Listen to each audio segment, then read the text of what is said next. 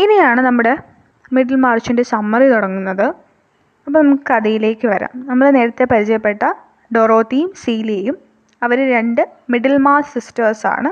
ഈ കല്യാണപ്രായം എന്നൊക്കെ പറയുന്ന സോ കോൾഡ് കല്യാണപ്രായം ആയിരിക്കുന്ന 2 കുട്ടികളാണ് ഇവർ.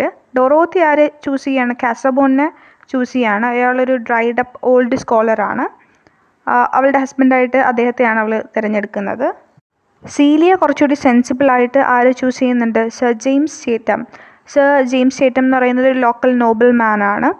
അദ്ദേഹത്തിന് ഇനിഷ്യലി ആരെയാണ്? ഡൊറോത്തിയെ മാരി ചെയ്യാനായിരുന്നു താല്പര്യം. പക്ഷേ അവളത് റിജക്റ്റ് ചെയ്തപ്പോൾ എന്ത് ചെയ്തു? സീലിയയുടെ അടുത്തേക്ക് എത്തിപ്പെടുകയാണ്. അപ്പോൾ അദ്ദേഹത്തെയാണ് സീലിയ കല്യാണം കഴിക്കാൻ വേണ്ടിയിട്ട് എന്ത് ചെയ്യുന്നത്? തീരുമാനിക്കുന്നത്.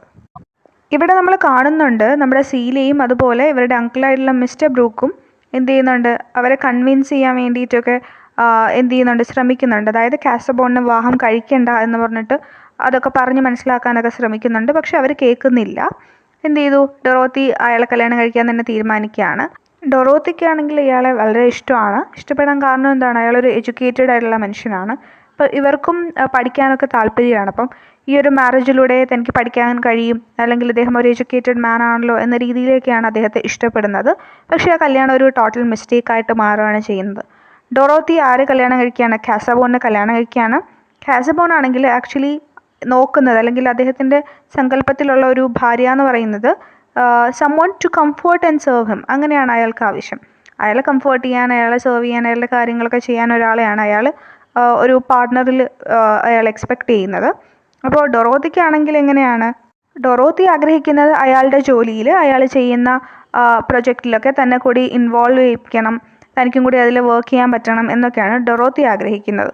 ഇനി ഈ കപ്പിൾ ഒരു ഹണിമൂൺ പോകുന്നത് നമ്മൾ കാണുന്നുണ്ട്. റോമിലേക്കാണ് അവർ പോകുന്നത്. റോമിൽ വെച്ച് അവർ വിൽ ലാഡിസ്ലോയെ മീറ്റ് ചെയ്യാണ്. വിൽ ലാഡിസ്ലോ ആരാണ്? കാസബോണിൻ്റെ യങ് കസിനാണ്. പക്ഷേ കാസബോണിൻ്റെ കസിനാണെങ്കിലും കാസബോണിന് ഇയാളെ ഇഷ്ടമല്ല. അപ്പോൾ വില്ലിനെ നമ്മൾ അവിടെ വെച്ച് മീറ്റ് ചെയ്യാണ്. ഡൊറോത്തിയും ഇയാളും ഫ്രണ്ട്സ് ആവുകയാണ് പെട്ടെന്ന് തന്നെ. അപ്പോൾ ഇവർ ആദ്യമായിട്ട് കാണുമ്പോൾ തന്നെ ഭയങ്കര ഒരു കണക്ഷൻ ഫീൽ ചെയ്തിട്ട് ഇവർക്ക് ഒരുപാട് സംസാരിക്കുന്നുണ്ട്, പരസ്പരം സംസാരിക്കുന്നതൊക്കെ ഇഷ്ടപ്പെടുന്നുണ്ട്. അങ്ങനെ ഒരു ബോണ്ട് ക്രിയേറ്റ് ആയി വരുന്നുണ്ട്. പക്ഷേ കാസബോണിന് ഇയാളെ ഇഷ്ടമല്ലല്ലോ. അപ്പോൾ ഇവരുടെ ഈ ഒരു ബോണ്ടിൽ കാസബോൺ എന്ത് ചെയ്യാണ്? അസൂയാലു ആവുകയും ചെയ്യുന്നുണ്ട്. ഈ ഒരു ഹണിമൂൺ ആകെ ആകെ കുളമായി. എന്താ കാര്യം എന്ന് വെച്ചാൽ ഡൊറോത്തിക്ക് എപ്പോഴും ഡൊറോത്തി ഒറ്റപ്പെട്ടതുപോലെയും അതുപോലെ അൺവാണ്ടഡ് ആയിട്ട് ഫീൽ ചെയ്യുകയാണ്. കാരണം ഹണിമൂണിനാണ് പോയത്, പക്ഷേ ഹസ്ബൻഡ് ഫുൾ ടൈം അയാളുടെ പഠിത്തത്തിലും ഒക്കെ ആയിട്ട് കാര്യങ്ങളിലൊക്കെ ആയിട്ട് ഡിവോട്ട് ചെയ്യുകയാണ്. ഇവൾക്ക് ടൈമൊന്നും കൊടുക്കുന്നില്ല. ഹണിമൂണിന് പോയിട്ട് അയാളുടെ കാര്യങ്ങൾ ചെയ്തുകൊണ്ടിരിക്കുകയാണ്. അപ്പം ഇവൾക്ക് ഭയങ്കര ഒറ്റപ്പെടലും അതുപോലെ അൺവാണ്ടഡ് ആയിട്ടൊക്കെ ഉള്ള ഒരു ഫീലിംഗ് ഒക്കെ തോന്നുകയാണ്. അങ്ങനെ ആ ഒരു ഹണിമൂൺ ഒരു ടോട്ടൽ ഡിസാസ്റ്റർ ആയിട്ട് മാറുകയാണ് ചെയ്യുന്നത്. ഇനി ഫ്രെഡ് വിൻസി ഉണ്ട്. ഫ്രെഡ് വിൻസി എന്ന് പറയുന്നത് നമ്മൾ ക്യാരക്ടർ അനാലിസിസിൽ പറഞ്ഞ പോലെ വളരെ റെസ്പോൺസിബിൾ ആയിട്ടുള്ള ഒരു യങ് മാനാണ്. അയാൾ കോളേജിൽ പോകുന്നുണ്ട്. പക്ഷേ ആ കോഴ്സിനോടോ അതുപോലെ പഠിത്തത്തിനോടോ ഒന്നും അദ്ദേഹത്തിന് യാതൊരു ആപ്റ്റിറ്റ്യൂഡും ഇല്ല. അതുകൊണ്ട് തന്നെ ആ സ്റ്റഡീസ് കംപ്ലീറ്റ് ചെയ്യാനും അദ്ദേഹത്തിന് സാധിക്കുന്നില്ല. അയാളാണെങ്കിൽ ഈ ഗാംബ്ലിംഗ് ഒക്കെ ചെയ്തിട്ട് അയാൾക്ക് ഒരുപാട് കടമുണ്ട്. പക്ഷേ ഈ കടം കൊടുത്തു തീർക്കാനും അയാൾക്ക് കഴിയുന്നില്ല. കാരണം അയാൾക്ക് ജോലിയൊന്നുമില്ല, അയാളുടെ കാശൊന്നും ഇല്ല. അങ്ങനെ ഒരു അവസ്ഥയിലാണ് ഇദ്ദേഹം ഉള്ളത്. അദ്ദേഹത്തിൻ്റെ ഫ്രണ്ടായിട്ടുള്ള ഒരു ഓണസ്റ്റ് ആയിട്ടുള്ള ഫാമിലി മാനാണ് കലൈബ് ഗാർത്തുമായിട്ട് അദ്ദേഹം ഈ കടങ്ങളൊക്കെ കോസൈൻ ചെയ്യാണ്. അങ്ങനെ ഇരിക്കുമ്പോൾ ഫ്രെഡിന് കുറച്ച് കാശ് കിട്ടുന്നുണ്ട്. എവിടെ നിന്നാണ്? അദ്ദേഹത്തിൻ്റെ അങ്കിളായിട്ടുള്ള ഫെദർസ്റ്റോണിൽ നിന്ന് കുറച്ച് കാശ് കിട്ടുന്നുണ്ട്. ആ കാശ് വെച്ചിട്ട് അയാൾക്ക് ഈ കടങ്ങൾ കൊടുത്തു തീർക്കാൻ സാധിക്കും. അങ്ങനെയാണെങ്കിൽ പോലും അയാൾ എന്ത് ചെയ്യാണ്? കുറേ കാശ് ഇങ്ങനെ ദൂർത്തടിച്ച് നശിപ്പിക്കുകയാണ് ചെയ്യുന്നത്. അവസാനം നമ്മുടെ ഗാർത്ത് എന്ത് ചെയ്തു? കോസൈൻ ചെയ്തു പോയില്ലേ ഈ കടങ്ങൾ. അപ്പോൾ അയാളുടെ കയ്യിൽ കുറച്ച് കാശേ ഉള്ളൂ. ആ കാശ് വെച്ചിട്ട് അയാൾ ഈ കടങ്ങൾ കൊടുത്തു തീർക്കേണ്ട ഒരു അവസ്ഥ വരുന്നുണ്ട്. പിന്നെ ഫ്രെഡിന് ഭയങ്കര സങ്കടമുള്ളൊരു കാര്യം എന്ന് വെച്ചാൽ അയാളുടെ ഓൾഡസ്റ്റ് ഡോട്ടർ ഉണ്ട് മേരി. ഈ മേരിയെക്കുറിച്ചുള്ള അയാളുടെ പ്രതീക്ഷകൾ ഡേഞ്ചറിലാണ് എന്നുള്ളൊരു പേടിയും ഫ്രെഡിനുണ്ട്. അപ്പോഴാണ് നമ്മുടെ മിഡിൽ മാർച്ചിലേക്ക് ഒരു യങ് ഡോക്ടർ വരുന്നത്. അയാളുടെ പേരെന്താണ്? ലൈഗേറ്റ് എന്നാണ്. അയാൾ ടൗണിലേക്ക് വരികയാണ്. മെഡിസിനിൽ അയാൾക്ക് കുറച്ച് ഇന്നവേറ്റീവ് ആയിട്ടുള്ള മെത്തേഡ്സ് ഒക്കെ ഉണ്ട്. അങ്ങനെ ഉള്ള ഇദ്ദേഹത്തിൻ്റെ മെത്തേഡ്സ് കാരണം തന്നെ ടൗണിൽ ഓൾറെഡി ഉള്ള കുറച്ച് എസ്റ്റാബ്ലിഷ്ഡ് ആയ ഡോക്ടേഴ്സ് ഉണ്ട്. അവർക്ക് ഇയാളോട് ദേഷ്യവും എനിമിറ്റിയും ഒക്കെ തോന്നുകയാണ്. അപ്പോഴാണ് റൊസമോണ്ട് ആരാണ്? വിൻസിയുടെ വെയിൻ ഡോട്ടറാണ് കേട്ടോ. പുള്ളിക്കാരി അവിടേക്ക് വരുന്നതും ഇദ്ദേഹത്തിനെ കാണുന്നതും ഇദ്ദേഹത്തിനോട് ഇഷ്ടം തോന്നുന്നതും. ഇദ്ദേഹത്തിന് കുറച്ച് ഗുഡ് കണക്ഷൻസ് ഉണ്ട്. അതുപോലെ മിഡിൽ മാർച്ചിലേക്ക് പുതിയതായിട്ട് വന്ന ആളാണ്. അതുകൊണ്ട് തന്നെ ഇവൾക്ക് അയാളെ ഇഷ്ടപ്പെടുന്നുണ്ട്. അയാൾക്കും അവളെ ഇഷ്ടപ്പെടുന്നുണ്ട്. പക്ഷേ കല്യാണം കഴിക്കാനുള്ള പ്ലാനൊന്നും അയാൾക്കില്ല. അപ്പോൾ അവൾ വിചാരിക്കുന്നത് ഹീസ് ഓൾ ഹേഴ്സ് എന്നാണ്. അതുപോലെ തന്നെ വളരെ അധികം താമസിക്കാതെ ഒരു പ്രപ്പോസൽ സീനൊക്കെ അവൾ എക്സ്പെക്റ്റ് ചെയ്യുന്നുണ്ട്. ഇതിനിടയ്ക്കാണ് ലൈഗേറ്റ് എന്ത് ചെയ്യുന്നത്, ഒരു കോൺട്രവേഴ്സ്യൽ ആയിട്ടുള്ള ഒരു സ്റ്റെപ്പ് എടുക്കുന്നത്. എന്താണ് ആ സ്റ്റെപ്പ്? അദ്ദേഹത്തിൻ്റെ പേഷ്യൻസിന് അയാൾ ചാർജ് ചെയ്യാൻ തുടങ്ങി. അങ്ങനെ ചാർജ് ചെയ്യാൻ തുടങ്ങിയപ്പോൾ എന്ത് ചെയ്തു, കുറച്ച് പ്രശ്നങ്ങൾ അല്ലെങ്കിൽ കുറച്ച് കോൺട്രവേഴ്സീസൊക്കെ ഉണ്ടായി. അതായത് ഇദ്ദേഹത്തിൻ്റെ ഈ പുതിയ വേ ഓഫ് ഡൂയിങ് തിങ്സ്, പുതിയ മെത്തേഡ്സ് ഒന്നും പലർക്കും ഇഷ്ടപ്പെടുന്നില്ല. അതേസമയം അദ്ദേഹത്തിന് ചില ഡിഫിക്കൽട്ട് കേസസ്, ചില കുറയില്ല എന്ന് പറയുന്ന അസുഖങ്ങളൊക്കെ കുറയ്ക്കാനും സാധിക്കുന്നുണ്ട്. അപ്പോൾ അയാളുടെ ഒരു റിനൗൺ എന്ന് പറയുന്നത് മിക്സ്ഡ് ആയിട്ടുള്ള ഒപ്പീനിയനാണ് അയാളെ പറ്റിയുള്ളത്. കുറച്ച് പേർക്ക് ഇയാളുടെ പുതിയ രീതികൾ ഇഷ്ടപ്പെടുന്നില്ല, പേഷ്യൻസിന് ചാർജ് ചെയ്തത് ഇഷ്ടപ്പെടുന്നില്ല. അതേസമയം അദ്ദേഹം ചില ന്യൂ മെത്തേഡ്സ് ഒക്കെ യൂസ് ചെയ്തിട്ട് കുറയാത്ത രോഗങ്ങളൊക്കെ കുറച്ചു കൊടുക്കുന്നു. അപ്പോൾ ഒരു മിക്സ്ഡ് അഭിപ്രായമാണ് അദ്ദേഹത്തിനെ പറ്റിയുള്ളത്. ഇങ്ങനെ ഇരിക്കുമ്പോൾ ലൈഗേറ്റ് ബ്ലഡ്സ്റ്റോണുമായിട്ട് കുറച്ച് അടുക്കുന്നുണ്ട്. ഈ ബ്ലഡ്സ്റ്റോൺ എന്ന് പറയുന്നത് അവിടെ നാട്ടിൽ കുറച്ച് അറിയപ്പെടുന്ന ഇൻഫ്ലുവൻഷ്യൽ ആയിട്ടുള്ള ഒരാളാണ്. പക്ഷേ എല്ലാവർക്കും അയാളെ വലിയ ഇഷ്ടമൊന്നുമല്ല, പക്ഷേ ഇൻഫ്ലുവൻഷ്യലാണ്. ലൈഗേറ്റ് ഇയാളുടെ ഒരു ഇൻഫ്ലുവൻസിൽ, ബ്ലഡ്സ്റ്റോണിൻ്റെ ഒരു ഇൻഫ്ലുവൻസിൽ കുറച്ച് കാര്യങ്ങൾ ചെയ്യാൻ വേണ്ടിയിട്ട് കമ്പൽഡ് ആവുകയാണ്. അതായത് എന്തിനാണ് കമ്പൽഡ് ആവുന്നത്? ചില കാര്യങ്ങൾ, ചില ഇഷ്യൂസിൽ അയാളുടെ താല്പര്യത്തിനനുസരിച്ച്, അതായത് ബ്ലഡ്സ്റ്റോണിൻ്റെ താല്പര്യത്തിനനുസരിച്ച് വോട്ട് ചെയ്യാൻ വേണ്ടിയിട്ട് ഇയാൾ കമ്പൽഡ് ആവുന്നുണ്ട്. എന്തൊക്കെ കാര്യങ്ങളാണ്? അതായത് ഹോസ്പിറ്റൽ ചെപ്പയിലിയൻ എന്ത് ചെയ്യണം, ഹാൻഡിൽ ചെയ്യണം, മാനേജ് ചെയ്യണം എന്നുള്ള കാര്യം നമ്മൾ നേരത്തെ പറഞ്ഞു. ആർക്കാണ് കിട്ടേണ്ടിയിരുന്നത്, പക്ഷേ അയാൾക്ക് കിട്ടിയില്ല, വേറൊരാൾക്ക് കിട്ടി എന്നൊക്കെ നമ്മൾ നേരത്തെ പറഞ്ഞു. Due to some political reasons എന്നൊക്കെ നമ്മൾ പറഞ്ഞു. അപ്പോൾ അതുപോലെ ഇയാൾ ബ്ലഡ്സ്റ്റോണിൻ്റെ ഒരു ഇൻഫ്ലുവൻസിൽ അയാളുടെ താല്പര്യങ്ങൾക്ക് അനുസരിച്ച് ഇത്തരം കാര്യങ്ങൾ വോട്ട് ചെയ്യാൻ വേണ്ടിയിട്ട് ഡോക്ടർ എന്ത് ചെയ്യുകയാണ്, നിർബന്ധിതനാവുകയാണ്. അയാൾ ബ്ലഡ്സ്റ്റോണിനെ പ്ലീസ് ചെയ്യാൻ വേണ്ടി ഇതൊക്കെ ചെയ്യുന്നുണ്ട്. പക്ഷേ അയാൾക്കൊരിക്കലും അയാളുടെ മനസാക്ഷിയെ പ്ലീസ് ചെയ്യാൻ സാധിക്കുന്നില്ല. ഈ ഫെദർസ്റ്റോണിൻ്റെ കാര്യം പറയുകയാണെങ്കിൽ അയാളൊരു ഓൾഡ് ക്രാങ്കി മാൻ ആണ്. ഗാത്ത് ഫാമിലിയും അതുപോലെ വിൻസി ഫാമിലി, രണ്ട് ഫാമിലിയുടെയും റിലേറ്റീവാണ്. അയാൾ എങ്ങനെ റിലേറ്റീവ് ആയി എന്നൊക്കെ നമ്മൾ തുടക്കത്തിൽ പറഞ്ഞു. അപ്പോൾ അയാൾ മരിക്കാൻ തുടങ്ങുകയാണ്. അയാളുടെ റിലേറ്റീവ്സൊക്കെ കാണാൻ വേണ്ടിയിട്ട് വരികയാണ്. ഇയാളുടെ കയ്യിൽ കുറേ കാശുണ്ട്. അപ്പം അയാൾ വില്ല് എഴുതി വെച്ചതിൽ തങ്ങൾക്കും എന്തെങ്കിലും കുറച്ച് കാശോ പ്രോപ്പർട്ടിയോ ഒക്കെ കിട്ടും എന്നുള്ള പ്രതീക്ഷയിലാണ് റിലേറ്റീവ്സ് എല്ലാവരും വരുന്നത്. കാരണം അയാൾക്ക് tons of money and property ഉണ്ടെന്നാണ് പറയുന്നത്. അപ്പോൾ ഫ്രെഡിനും കുറച്ച് പ്രതീക്ഷകളുണ്ട്. എല്ലാവരെയും പോലെ തന്നെ ഈ മനുഷ്യനായിട്ട് കുറച്ച് അടുപ്പം ഫ്രെഡിനും ഉണ്ട്. അപ്പോൾ ഫ്രെഡിനും എന്തെങ്കിലും കിട്ടും എന്നൊക്കെ അയാളും പ്രതീക്ഷിക്കുകയാണ്. അപ്പോൾ ഇയാൾക്ക് വയ്യാന്ന് പറയുമ്പോൾ തന്നെ റിലേറ്റീവ്സൊക്കെ ഇങ്ങനെ വന്നു തുടങ്ങുന്നുണ്ട്. പക്ഷേ ഇയാൾ എല്ലാവരെയും ഇഗ്നോർ ചെയ്യുകയാണ് ചെയ്യുന്നത്. അതേസമയത്ത് അയാളുടെ ഹൗസ് കീപ്പറായിട്ടുള്ള മേരി ഗാർത്ത് എന്ത് ചെയ്യണം, ഒന്നെങ്കിൽ അവരെ എൻ്റർടൈൻ ചെയ്യിക്കുന്നു അല്ലെങ്കിൽ പറഞ്ഞു വിടുന്നു, അങ്ങനെയൊക്കെയാണ് ചെയ്യുന്നത്. ആരെയും ഇയാൾ എന്ത് ചെയ്യുന്നില്ല, കാര്യമായിട്ട് ബോദർ ചെയ്യുന്നില്ല, മൈൻഡ് ചെയ്യുന്നില്ല. അദ്ദേഹം മരിക്കുമ്പോൾ എന്ത് ചെയ്യാണ്, അദ്ദേഹത്തിൻ്റെ വിൽ പ്രകാരം എല്ലാ സ്വത്ത് വകകളും അദ്ദേഹത്തിൻ്റെ ഇല്ലെജിറ്റിമേറ്റ് സണ്ണായിട്ടുള്ള മിസ്റ്റർ റിഗിൻ എഴുതി വെച്ചിട്ടാണ് അദ്ദേഹം മരിക്കുന്നത്. അപ്പോൾ റിഗിനാണത് കിട്ടുന്നത്. അങ്ങനെ ഫ്രെഡ് വീണ്ടും നിരാശയിലേക്ക് പോവുകയാണ് ചെയ്യുന്നത്. അയാൾക്കൊന്നും കിട്ടിയില്ല. ഈ സമയത്തൊക്കെ നമ്മുടെ ഡൊറോത്തിയുടെ മാരേജ് പിന്നെയും മോശമായിക്കൊണ്ടിരിക്കുകയാണ് ഒരു ബന്ധം. ആ ഒരു മാരേജിൻ്റെ ഡൈനാമിക് ഒരിക്കലും ചേഞ്ച് ആവുന്നില്ല. പക്ഷേ കാസബോൺ മോർ ഇറിറ്റേറ്റബിൾ ആയിക്കൊണ്ടിരിക്കുകയാണ്. അതായത് അയാൾ എക്സ്പെക്റ്റ് ചെയ്യുന്നത് അദ്ദേഹത്തിൻ്റെ വൈഫ് അവരുടെ എല്ലാ സമയവും എഫേർട്ടും അയാളെ പ്ലീസ് ചെയ്യാൻ വേണ്ടിയിട്ടും അയാളുടെ ഇൻസെക്യൂരിറ്റീസിനെ സൂത്ത് ചെയ്യാൻ വേണ്ടിയിട്ടും ഒക്കെ ഉപയോഗിക്കണം എന്നാണ്. അപ്പോൾ അവരോട് എന്ത് ചെയ്യണം, നീ ഇത് ചെയ്യുക, ഇതാണ് എനിക്കിഷ്ടം, അങ്ങനെയൊന്നും പറയുന്നുമില്ല. അപ്പോൾ എല്ലാം അവരറിഞ്ഞു കണ്ട് അവരുടെ എല്ലാ സമയവും എഫേർട്ടും ഇട്ട് ഇയാളെ ഇങ്ങനെ പാമ്പർ ചെയ്തുകൊണ്ടിരിക്കണം എന്നാണ് ഇയാൾ വിചാരിക്കുന്നത്. അപ്പം ഇവരാണെങ്കിൽ, ഡൊറോത്തി ആണെങ്കിൽ ആകെ കൺഫ്യൂസ്ഡ് ആണ് എല്ലാത്തിനെ പറ്റി. എന്ത് ചെയ്യണം, എന്ത് ചെയ്യണ്ട ഒന്നും അവർക്ക് മനസ്സിലാവുന്നുമില്ല. അപ്പോൾ ഡൊറോത്തിയെ ഒരു ഹ്യൂമൻ ബീയിങ് ആയിട്ടോ അവരുടെ ഒപ്പീനിയൻസ് ഉണ്ടെന്നോ ഐഡിയാസ് ഉണ്ടെന്നോ ഒന്നും അവരുടെ ഹസ്ബൻഡായിട്ടുള്ള കാസബോൺ കൺസിഡർ ചെയ്യുന്നതേ ഇല്ല. അപ്പോൾ ഡൊറോത്തി ഈ ഒരു മാരേജിൽ, ഈ ഒരു മാരിറ്റൽ റിലേഷൻഷിപ്പിൽ നാൾക്ക് നാൾ തീരെ താല്പര്യമില്ലാതെ, തീരെ അൺസാറ്റിസ്ഫൈഡ് ആയിട്ട് പൊയ്ക്കൊണ്ടിരിക്കുകയാണ്. ഈ സമയത്താണ് നമ്മുടെ വിൽ ആഡിസ്ലോ എവിടേക്ക് വരുന്നത്, മിഡിൽ മാർച്ചിലേക്ക് വരുന്നത്. അയാളുടെ വരവ് നമ്മുടെ കാസബോണിന് ഭയങ്കര ഡിസ്പ്ലഷർ ആവുന്നുണ്ട്. മിസ്റ്റർ ബ്രൂക്ക് നമുക്കറിയാം, ഡൊറോത്തിയുടെ അങ്കിളല്ലേ, അയാളൊരു ന്യൂസ് പേപ്പർ വാങ്ങിക്കുന്നുണ്ട്. ദ പയനിയർ എന്ന് പറയുന്ന ന്യൂസ് പേപ്പർ വാങ്ങിക്കുന്നുണ്ട്. ആ ന്യൂസ് പേപ്പറിലേക്ക് വർക്ക് ചെയ്യാൻ വേണ്ടിയിട്ടാണ് വില്ലിനെ എന്ത് ചെയ്തിരിക്കുന്നത്, ഹയർ ചെയ്തിരിക്കുന്നത്.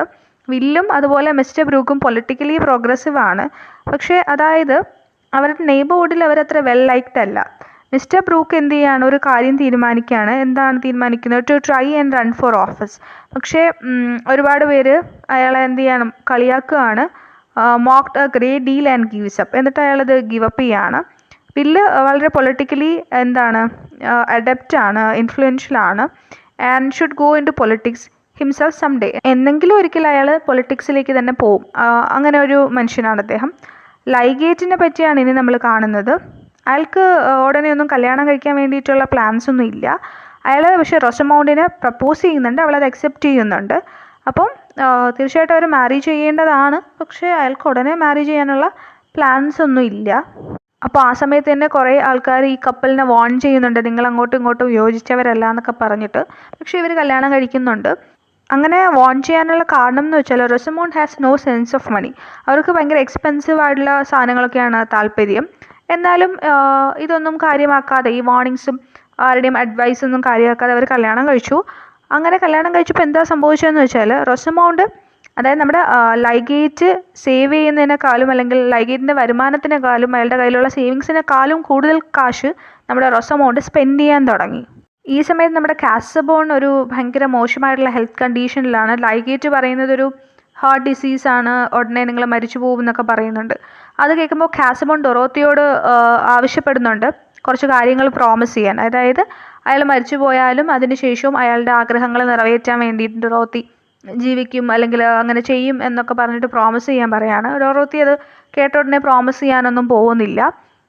എന്ത് ചെയ്യാണ്, അവർ കുറച്ച് ടൈം എടുക്കുന്നുണ്ട്. പക്ഷേ ഒരു ആൻസർ അയാൾക്ക് കൊടുക്കുന്നതിന് മുന്നേ, അങ്ങനെ അയാളുടെ വിശ്വസ് മരണശേഷവും ചെയ്യാമെന്നോ ചെയ്യില്ലെന്നോ ഒരു ആൻസർ കൊടുക്കുന്നതിന് മുന്നേ തന്നെ അയാൾ മരിച്ചു പോകുന്നു, അവർ വിഡോ ആവുന്നു. ഈ സമയത്താണ് നമ്മൾ കാസബോൺ മരിച്ചല്ലോ, അദ്ദേഹത്തിൻ്റെ വില്ലിനെ പറ്റി കൂടുതൽ കാര്യങ്ങൾ മനസ്സിലാക്കുന്നത്. അദ്ദേഹത്തിൻ്റെ വില്ലിലുള്ളത് ഡൊറോത്തി ഇനി റീമാരി ചെയ്യാൻ പാടില്ല, റീമാരി ചെയ്യുകയാണെങ്കിൽ ഈ പ്രോപ്പർട്ടി ഒന്നും അവർക്ക് കിട്ടത്തില്ല എന്നാണ്. ഈ ഒരു ക്ലോസ്, അദ്ദേഹത്തിൻ്റെ വില്ലിലുണ്ടായിരുന്ന ഈ ഒരു ക്ലോസ് എല്ലാവർക്കും ഒരു ഷോക്ക് ആവുകയാണ്. ഡൊറോത്തി അവരുടെ സിസ്റ്ററിനെയും ഹസ്ബൻഡായുള്ള സർ ജെയിംസിനെയും, അവർക്ക് പുതിയൊരു കുഞ്ഞുണ്ടായിട്ടുണ്ട്, ബേബി ആർതർ, ഇവരെ കാണാൻ വേണ്ടിയിട്ട് അങ്ങോട്ട് പോകുന്നുണ്ട്. ആ സമയത്താണ് ഈ ക്ലോസിനെ പറ്റി എന്ത് ചെയ്യുന്നത്, അവൾ മനസ്സിലാക്കുന്നത്. ഇതാകെ അവൾക്കൊരു ബുദ്ധിമുട്ടായിട്ട് മാറുന്നുണ്ട്. ഫ്രെഡിനോട് അച്ഛൻ പറയുന്നുണ്ട് ഒരു ജോലിയൊക്കെ വാങ്ങിക്കാൻ. പക്ഷെ അയാൾക്ക് ചെയ്യാൻ പറ്റുന്നതെന്ന് വെച്ചാൽ അയാൾ കോളേജിലേക്ക് അല്ലെങ്കിൽ സ്കൂളിലേക്ക് തിരിച്ചു പോയി സ്റ്റഡീസൊക്കെ കംപ്ലീറ്റ് ചെയ്യുക എന്നതാണ്. അങ്ങനെയെങ്കിലും മേരിയെ കുറച്ച് ഹാപ്പി ആക്കാൻ അയാൾക്ക് പറ്റും. അതിനുശേഷം സംഭവിക്കുന്നതെന്ന് വെച്ചാൽ ഗാർത്തിൻ്റെ കാര്യമാണ്. ഗാർത്തിന് ഒരു ഗുഡ് ഡീൽ ഓഫ് ഫോർച്യൂൺ ഒക്കെ ഉണ്ടാവുന്നത് നമ്മൾ കാണുന്നുണ്ട്. ഖലീബ് ഗാർത്തിന് കുറച്ചും കൂടി പ്രോപ്പർട്ടീസൊക്കെ മാനേജ് ചെയ്യാൻ വേണ്ടിയിട്ട് കിട്ടുന്നുണ്ട്. അതായത് നമ്മൾ പറഞ്ഞല്ലോ, അയാൾ കുറച്ച് എസ്റ്റേറ്റോ പ്രോപ്പർട്ടീസൊക്കെ മാനേജ് ചെയ്യുകയാണ് ചെയ്യുന്നത്. അയാൾക്ക് കുറച്ചധികം പുതിയ പ്രോപ്പർട്ടീസൊക്കെ മാനേജ് ചെയ്യാനായിട്ട് കിട്ടുന്നുണ്ട്. അറ്റ് ലാസ്റ്റ് ആ ഫാമിലിക്ക് കുറച്ച് പൈസയൊക്കെ കൈ വരുന്നത് നമ്മൾ കാണുന്നുണ്ട്. അതുപോലെ തന്നെ ഫെയർ ബ്രദറിൻ്റെ കാര്യവും അദ്ദേഹത്തിൻ്റെ ഫാമിലിയുടെ കാര്യമൊക്കെ മെച്ചപ്പെടുന്നുണ്ട്. ഡൊറോത്തി ആണെങ്കിൽ അയാൾക്കൊരു അവളുടെ തന്നെ വലിയ പാരിഷും കുറച്ച് എക്സ്ട്രാ ഇൻകവും ഒക്കെ കൊടുക്കുന്നുണ്ട് ഫെയർ ബ്രദറിന്. അപ്പോൾ അങ്ങനെ കുറച്ച് എക്സ്ട്രാ ഇൻകമൊക്കെ കിട്ടുമ്പോൾ അയാൾക്കൊരു കല്യാണമൊക്കെ കഴിച്ച് കുറച്ചുകൂടി നല്ലൊരു ജീവിതം ജീവിക്കാൻ തക്ക കാശും കാര്യങ്ങളൊക്കെ ഇവർ കൊടുക്കുന്നുണ്ട് അയാൾക്ക്. സോ നല്ലൊരു ലൈഫ്, ഒരു ബെറ്റർ ലൈഫ് അയാൾക്കും ലഭിക്കുന്നുണ്ട്. ഇതേ സമയം നമ്മുടെ ലൈഗേറ്റ് ആണെങ്കിൽ ഭയങ്കരമായിട്ട് കടത്തിൽ മുങ്ങി നിൽക്കുകയാണ്. അയാളുടെ ലോൺസ് ഒന്നും അയാൾക്ക് തിരിച്ചടയ്ക്കാൻ പറ്റുന്നില്ല. അയാളുടെ ബിസിനസ്സൊക്കെ പെട്ടെന്ന് മോശം അവസ്ഥയിലേക്ക് പോവാണ്. റൊസമൗണ്ട് ആവട്ടെ അവളുടെ ഫാദറിനോടും അതുപോലെ അങ്കിളിനോടും ഒക്കെ ലോൺസിന് റിക്വസ്റ്റ് ചെയ്യണം, പക്ഷെ അതൊന്നും നടക്കുന്നില്ല. അപ്പോൾ അയാൾ ഭയങ്കര നെർവസ് ആയിട്ടൊരു ഡെസ്പറേറ്റ് സ്റ്റേറ്റിലാണ് നമ്മൾ കാണുന്നത്. അതുപോലെ തന്നെ അവരുടെ ആ ഒരു മാരിറ്റൽ ലൈഫും നല്ലതായിട്ടല്ല നമ്മൾ കാണുന്നത്. അപ്പോൾ നമ്മൾ നേരത്തെ പറഞ്ഞു റൊസമൗണ്ട് എപ്പോഴും എക്സ്പെൻസീവ് തിങ്സിനെയൊക്കെ അഡ്മയർ ചെയ്യുന്ന ആളാണല്ലോ. അപ്പോൾ ഇദ്ദേഹത്തിൻ്റെ കയ്യിൽ കാശില്ലാത്തൊരവസ്ഥ വന്നു. അപ്പോൾ അവൾ ആവശ്യപ്പെടുന്ന നൈസ് എക്സ്പെൻസീവ് തിങ്സ് ഒന്നും വാങ്ങിക്കൊടുക്കാൻ പറ്റില്ല, അയാൾക്ക് ഡിനേ ചെയ്യേണ്ടി വരും. ആ ഒരു അവസ്ഥയിൽ അവൾക്ക് അയാളോട്ടുള്ള സ്നേഹമൊക്കെ കുറഞ്ഞിട്ട് പതുക്കെ അയാളെ വെറുക്കാനൊക്കെ തുടങ്ങുന്നുണ്ട്.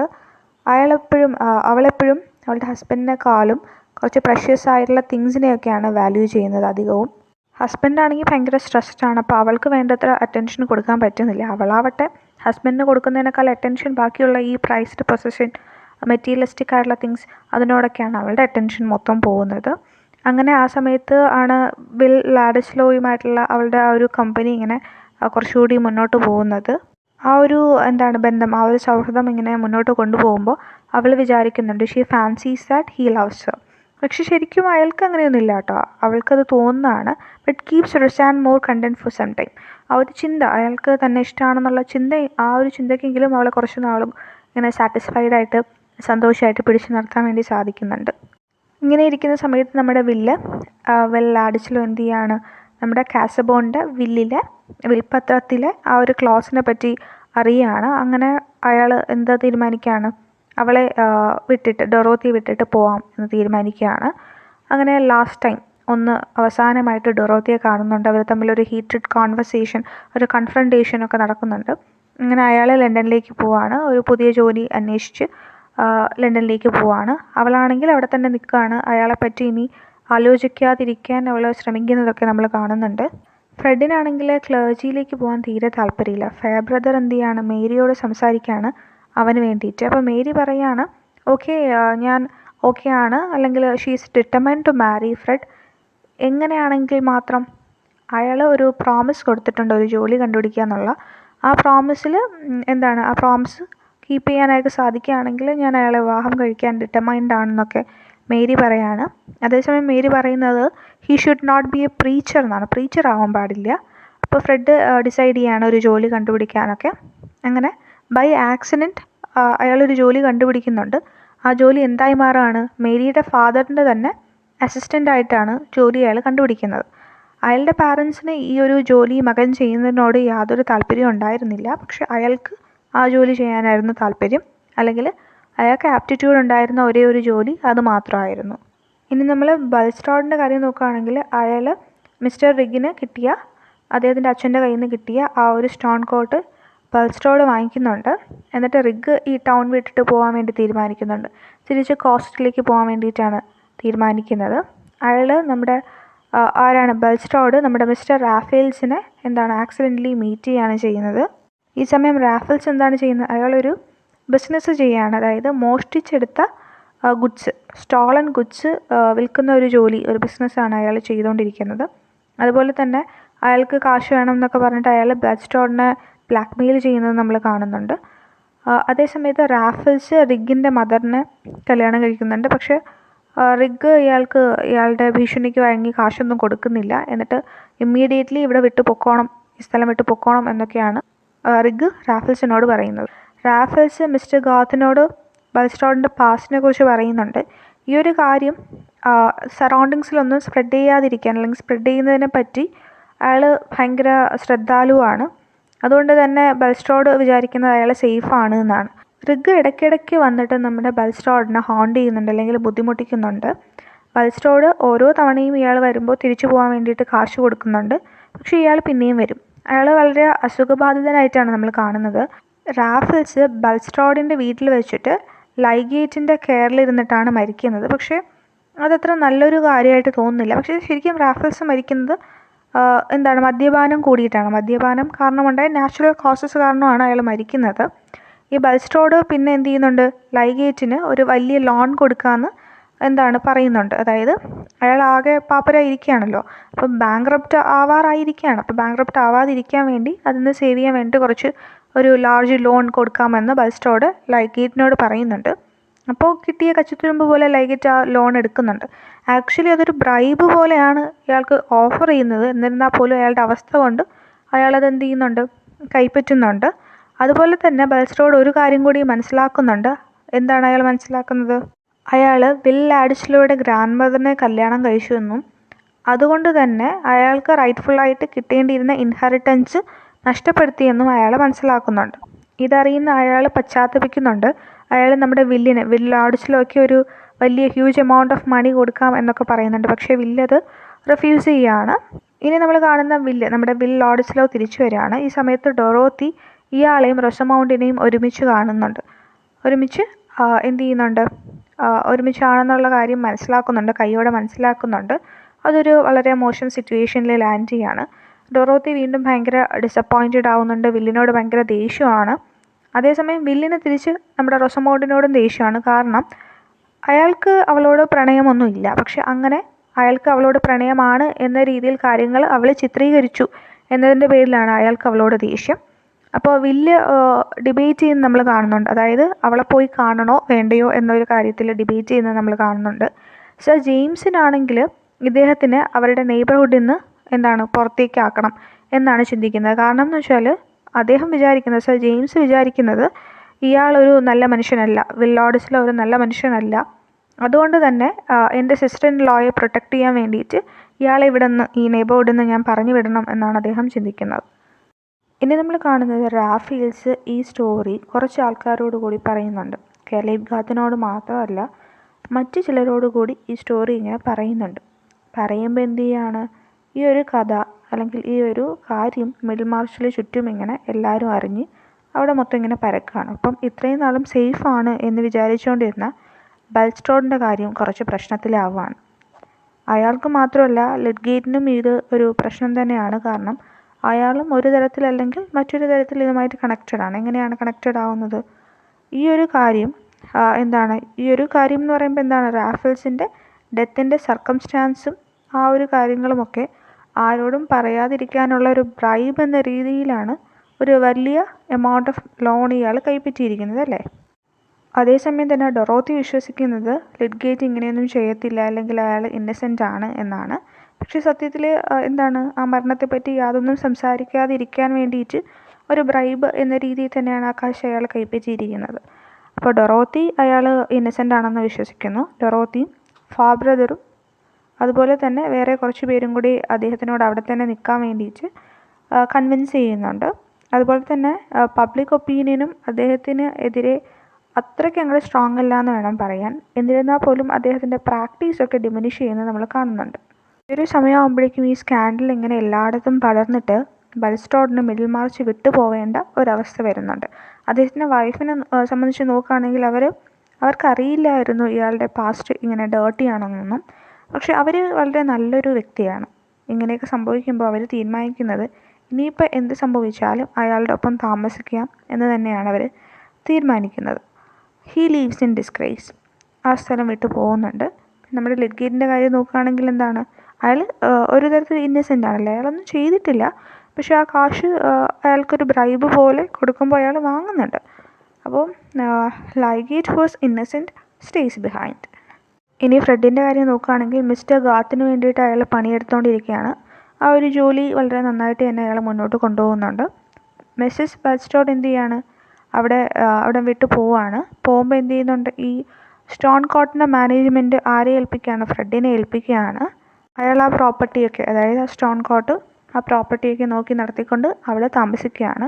അതുപോലെ ഫ്രെഡും മേരിയും എന്ത് ചെയ്യുകയാണ്, എൻഗേജ്ഡ് ആവുകയാണ്. നമുക്കറിയാം ഫെയർബ്രദറിനും മേരി കല്യാണം കഴിക്കാൻ താല്പര്യം ഉണ്ടായിരുന്നു. ഇപ്പോൾ ഫ്രെഡും മേരിയും തമ്മിലുള്ള എൻഗേജ്മെൻറ്റാണ് കഴിഞ്ഞിരിക്കുന്നത്. ഈ ഒരു എൻഗേജ്മെൻറ്റ് കുറച്ച് ലോങ് ആണ്. അതുകൊണ്ട് തന്നെ ഫ്രെഡ് വളരെ ഹാർഡ് വർക്ക് ചെയ്തിട്ട് അദ്ദേഹത്തിൻ്റെ വർക്കിൽ ഇമ്പ്രൂവ് ആയിക്കൊണ്ടിരിക്കുകയാണ്. അങ്ങനെ കല്യാണത്തിന് വേണ്ടിയുള്ള കാശൊക്കെ അയാൾ സേവ് ചെയ്ത് വയ്ക്കുന്നുണ്ട്.